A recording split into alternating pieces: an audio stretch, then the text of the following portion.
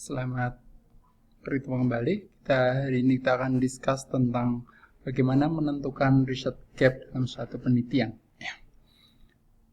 Riset gap dalam suatu penelitian itu merupakan satu hal yang sangat penting di dalam suatu proses penelitian. Kenapa? Karena riset gap itu akan menentukan arah dari penelitian kita. Di mana riset gap itu akan menentukan apa sih motivasi seorang peneliti di dalam melakukan suatu penelitian, sehingga peneliti akan bisa mengungkapkan apa menariknya suatu riset yang akan dilakukan, yang dikemukakan.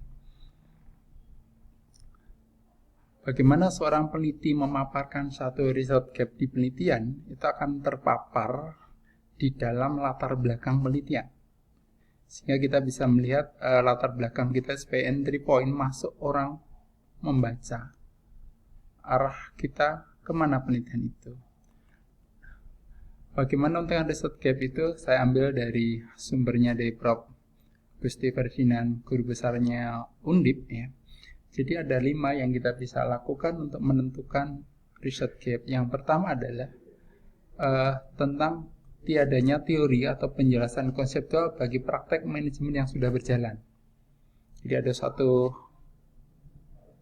manajemen ya, praktek manajemen di satu perusahaan gitu, tapi belum ada teori yang mampu menjelaskannya. Nah, untuk itu, untuk yang riset gap yang model ini, ya, sumber dari ketiadaan antara konseptual dengan praktek manajemen itu tentunya tidak bisa untuk teman-teman di S1. Nah, dia harus orang-orang yang memang punya expert di bidang manajemen. Kemudian yang kedua adalah adanya konsep yang tidak dibidik oleh peneliti terdahulu. Ini seorang peneliti harus memiliki kemampuan di dalam konseptual teori. Jadi dia punya grand teori, bisa memaparkan dalam suatu fishbone teori gitu, dari awal sampai terkini. Jadi dia memaparkan teori-teori yang terhadap suatu topik, misalkan teori tentang firm value, nilai perusahaan itu. Dia mengangkat dari mulai grand teorinya, mulai Adam Smith sampai sekarang.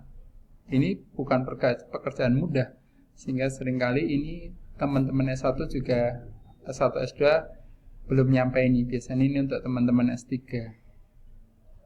Kemudian yang ketiga adalah empirical gap, di mana empirical gap itu adalah adanya ketidakkonsistenan hasil penelitian. Jadi ada inkonsistensi hasil penelitian. Tidak konsistennya di mana? Tidak konsistennya munculnya adalah misalkan ada satu penelitian tentang A, itu hasilnya signifikan, ada yang tidak signifikan, ada yang signifikansinya positif, ada yang negatif. Itu dipakai sebagai riset gap. Bagaimana kita mencari hasil-hasil penelitian, nanti kita akan pada bagian lain, kita akan paparkan bagaimana mencari artikel-artikel di satu penelitian dengan menggunakan Google Scholar. Kemudian yang keempat adalah defisiensi hasil penelitian. Jadi kalau penelitian, kita melihat suatu penelitian, kita bisa lihat apakah penelitian itu bagus atau enggak. Seringkali penelitian itu bagus, namun kemampuan penelitian tersebut dalam menjelaskan hasilnya, maksudnya hasil penelitiannya yang dilihat dari R-square-nya itu rendah, bisa di bawah 20% atau 10%, sehingga kemampuan variabel yang digunakan itu akan rendah. Kemudian yang kelima adalah kelemahan dari penelitian yang sudah dilakukan. Ini bisa dilihat di bagian akhir daripada suatu penelitian. Biasanya di saran itu akan pampang. Oke, kita akan coba bahas. Saya hanya akan bahas yang nomor 3, 4, dan 5. Kan nomor 1 dan 2 untuk teman-teman 1 dia tidak, ya, belum cukup. Pertama ada empirical gap. Empirical gap itu ada ketidakkonsistenan antara hasil penelitian. Jadi caranya gimana? Lantas cara yang kita bisa lakukan adalah kita harus melihat hasil-hasil riset yang sudah dilakukan terhadap suatu hal. Namun hasil penelitian yang sudah dilakukan tersebut hasilnya tidak konsisten. Nah, penelitian itu tidak harus di satu tempat, di satu negara, bisa di negara boleh, ya, dengan kondisi yang berbeda. Namun hasilnya tidak konsisten. Misalkan kita mengangkat satu penelitian tentang home value, misalkan kita mengangkat judul pengaruh capital structure, size, good corporate governance, and dividend terhadap nilai perusahaan.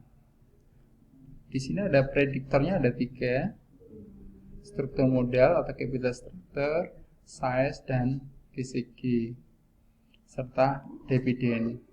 Maka kita akan lihat harus memaparkan di dalam latar belakang tersebut, karena latar belakang itu biasanya pendek, sekitar, kalau artikel juga nggak begitu panjang, maka kita harus memaparkan di bagian latar belakang itu dengan sangat-sangat bagus, mensintetiskan hasil riset itu. Kita akan paparkan misalkan dengan kalimat begini: penelitian terkait dengan nilai perusahaan telah banyak dilakukan, namun hasil penelitian menunjukkan temuan yang tidak konsisten. Nah, kita harus memaparkan ketidakkonsistenannya itu seperti apa datanya. Nah, kita harus membuat kalimat menyajikan informasi di mana kata yang statement tidak konsisten itu agar kuat.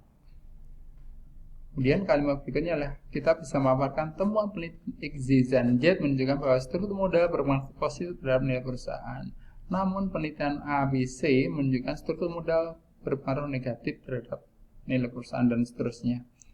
Atau kita bisa tambahkan penelitiannya oleh MNN misalkan, itu nilai perusahaan itu tidak, struktur modal itu tidak berpengaruh pada nilai perusahaan, dan seterusnya.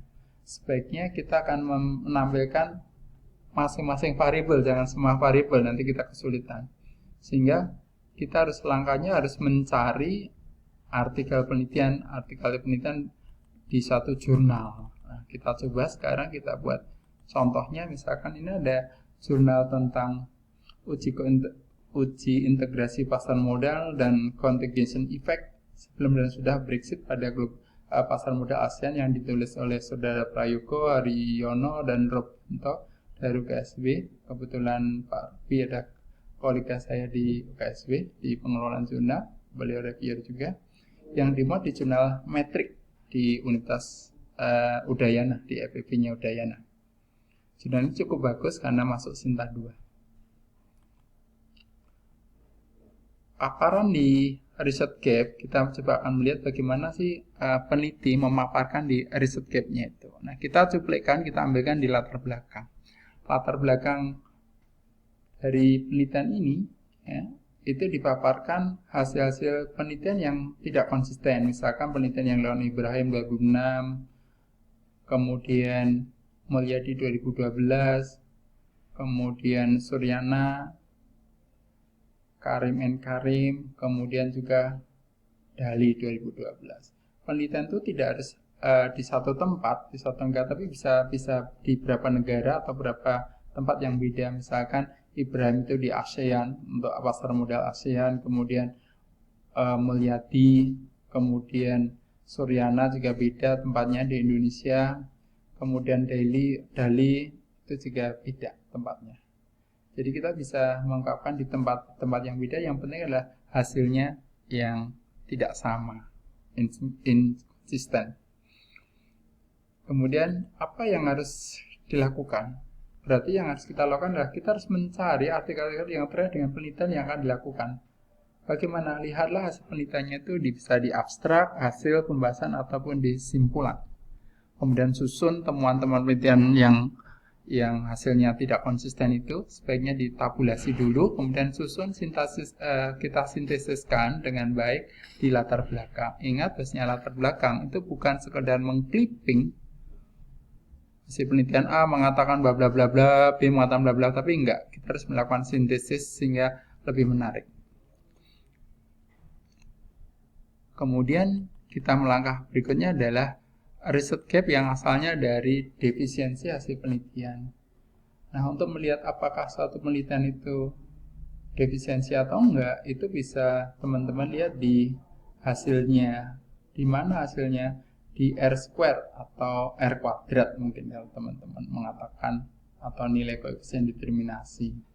Kita nggak bisa melihat di abstrak atau di simpulan, karena biasanya abstrak dan simpulan tidak memuat nilai R square-nya, sehingga harus masuk ke hasil. Misalkan ini adalah penelitian yang saya tulis tentang determinan capital buffer yang dimuat di jurnal ekonomi modernisasi. Itu terlihat banyak R-square-nya, R-square adjusted-nya adalah 0,214. Artinya kemampuan variabel ukuran perusahaan, kemudian kredit bermasalah, NPL, profitabilitas ROA, kemudian PUPO atau efisiensi hanya mampu menjelaskan varian dari capital buffer sebesar 21,4%, jadi rendah. Kemudian kita juga lihat misalkan penelitiannya yang ditulis oleh saudara Dodi Setiawan dan kawan-kawan dari Universitas 11 Maret tentang dampak karakteristik direksi terhadap pengungkapan corporate social responsibility pada perusahaan pertama di Indonesia. Kita lihat hasil R-square-nya rendah 0,0963, artinya variabel penelitian, variabel prediktornya itu hanya mampu menjelaskan 9,63%. Jadi sangat rendah. Nah, inilah celah kita untuk masuk research gap. Kemudian kita juga bisa melihat penelitian yang dilakukan oleh Frankie and Park. Ini saya ambil dari kutip dari Prof. Ferdinand. Ya. Hasilnya adalah seperti yang dicetak yang di blok merah. Understanding the characteristic of effective salespeople, bla bla bla gitu. Kemudian di situ terpapar account for 10% or bla bla bla. Artinya adalah variabel penelitiannya hanya menjelaskan kurang dari 10%, sehingga ini akan masuk sebagai entry point masuk penelitian kita. Kemudian yang terakhir, kita bisa melihat dari kelemahan penelitian yang sudah ada. Dari mana melihatnya? Kita bisa melihat dari saran di akhir suatu penelitian. Ini misalkan penelitian tentang tadi, Dodi Setiawan tadi, di mana modelnya saya paparkan itu bisa dilihat.